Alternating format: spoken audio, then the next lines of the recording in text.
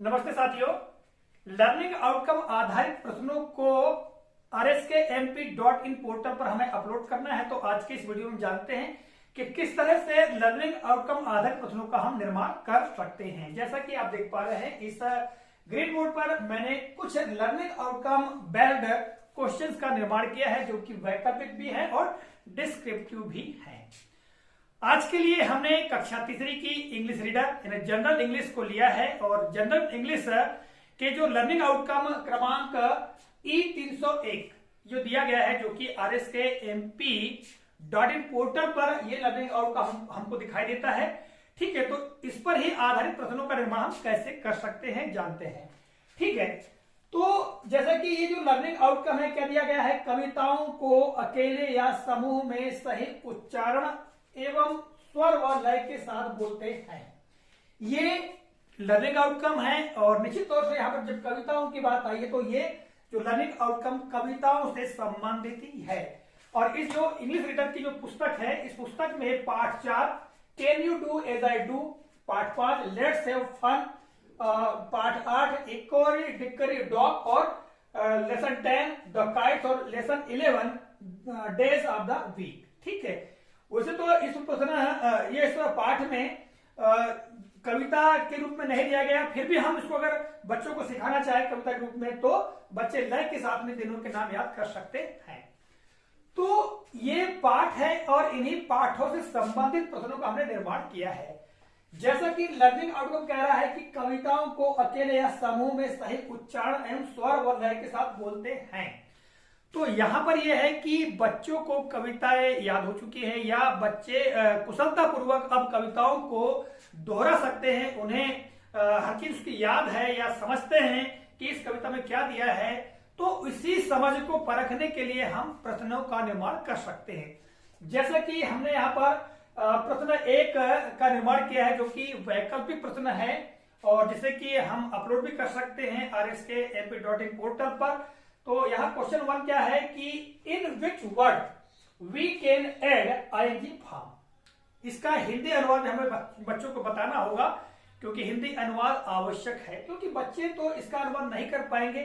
तो इसका अनुवाद क्या होगा हिंदी में कि किस शब्द में आईएनजी फॉर्म जोड़ा जा सकता है या आईएनजी रूप को जोड़ सकते हैं। ठीक है, या हम ये भी शब्दांश को जोड़ सकते हैं, ये भी बोल सकते हैं। तो यहाँ पर जो 4 विकल्प हमने दिया है, पहला है जंप, बी है डांस, सी है रन और डी है ऑल अबव। तो जैसा कि कविता यहां पर पाठ 4 में दी गई है can you do as I do, यदि इस कविता की हम बात करें तो इस कविता में ये जो क्रियाएं हैं, ये सभी क्रियाएं आई हैं और इनसे संबंधित आप देखेंगे तो यहां पर दिया गया है आईएनजी फॉर्म सब में।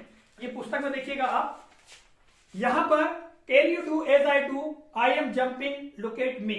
Can you do as I do और फिर यहां जंप जंप जंप। तो यहां पर देखिएगा ये आई एम जंपिंग दिया है, तो जंप क्रिया में आईएनजी जुड़ा हुआ है। तो आईएनजी जोड़ने की समझ बालक के अंदर है या नहीं है, इस बात को परखने के लिए हम इस प्रकार का प्रश्न बना सकते हैं। एक महत्वपूर्ण बात साथियों कि जरूरी नहीं कि जैसा हमने बनाया है वैसा ही सही है, आप अपने तरीके से प्रश्नों का निर्माण कर सकते हैं और ये केवल उदाहरण है कि किस तरह से हम प्रश्नों का निर्माण करें। ठीक है, दूसरा प्रश्न आप देखिएगा यहाँ पर, rabbits card plan to protect. अब इसका हिंदी अनुवाद क्या होगा कि खरगोशों ने रक्षा के लिए बुलाया, खालिस्तान को बुलाया। तो यहां 4 विकल्प, ए रेट्टी, बी कालू, सी अप्पू और डी भोला। यदि बच्चों ने लेट्स हैव फन कविता को पढ़ा है लेसन 5 में, लेट्स हैव फन, तो इस कविता में बड़ी मजेदार कविता है, हाव भाव के साथ में इसको गाया जा सकता है, लेट्स हैव फन। तो यहां पर देखिए कविता क्या कह रही है कि let's have fun, let's have fun, here come the jungle king, run run run. ठीक है, यहां भी क्रियाएं हैं। ठीक, और यहां पर बच्चों को हिंदी में समझ है या नहीं है, या इस कविता का भाव बच्चे समझे हैं या नहीं समझे हैं, इसको परखने के लिए हमने प्रश्न बनाया है कि खरगोशों ने अपनी रक्षा के लिए किसे बुलाया या खालिस्तान को बुलाया।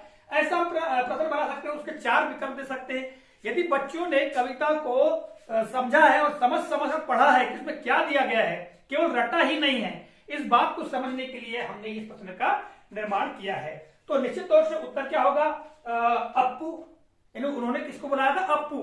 ठीक है, तो यहां कविता देखिएगा कि let's save fun, here comes the jungle king, run run run, ये दिया गया है। फिर यहां पर अप्पू व्हाट्स फन ये दिया हुआ है। ठीक है, तो यहां पर वो अप्पू को बुलाते हैं, एक हिंदी में कविता है।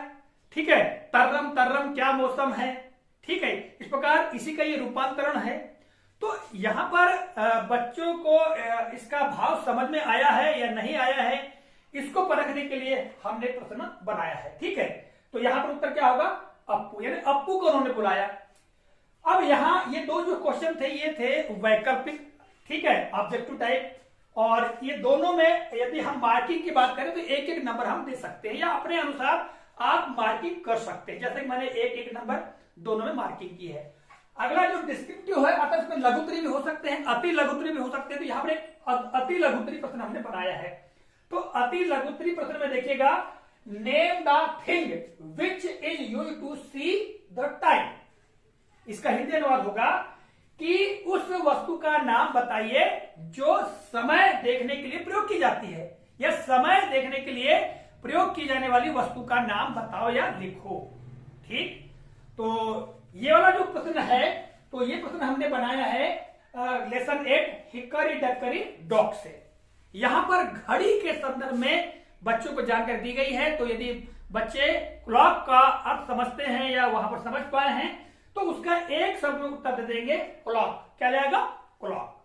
ठीक है, और अंतिम हम प्रश्न की बात करें जो कि एक उदाहरण स्वरूप है, ये भी डिस्क्रिप्टिव है, और ये क्वेश्चन है right colours of the kite, अर्थात पतंग के रंगों को लिखिए, पतंग के रंगों को लिखिए।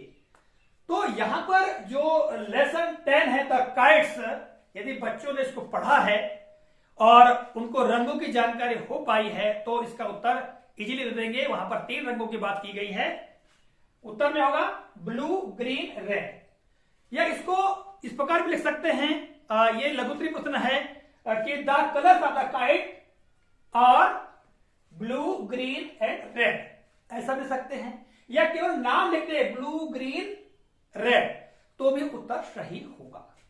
अब प्रश्नों के हम मार्किंग की बात करें तो ये जो प्रश्न है प्रश्न क्रमांक 3, इसको 2 अंक का हमने दे दिया है, और प्रश्न क्रमांक जो 4 है इसको हमने 3 अंक का दे दिया, क्योंकि 3 रंगों के नाम यहां पर लिखे गए हैं।